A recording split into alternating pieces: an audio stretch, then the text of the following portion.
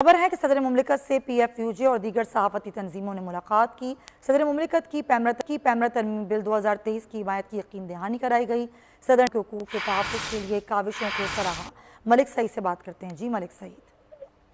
जी बिल्कुल, media workers के लिए ये शिकायत है कि सदर मुमलिकत डॉक्टर आरफ अलवी ने जो है पैमरा तरमीमी बिल 2023 पर हिमायत की यकीनदहानी करवा दी है। सदर मुमलिकत से PFUJ और दीगर साथी तंजीमों के नुमाइंदों ने जो है वो आज मुलाकात की थी। मुलाकात में सदर मुमलिकत ने मीडिया वर्कर्स साथी राज्य को पैमरा तरमीमी बिल पर अपनी हिमायत का यकीन भी करवाया।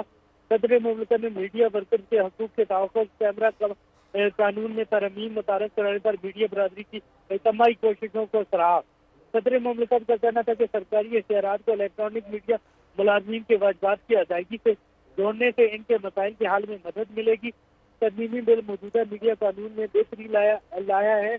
मीडिया रज़ाकाराना तौर पर नौजवानों को फेक न्यूज के इंफॉर्मेशन बारे आगाह करे। ठीक है मलिक सईद, बहुत शुक्रिया आगाह करने के लिए। खबर है कि इलेक्शन कमीशन ने निगरान हुकूमतों को हिदायत जारी कर दी हैं। कौमी असम्बली सिंध और बलोचिस्तान असम्बलियाँ तहरीर हो चुकी हैं।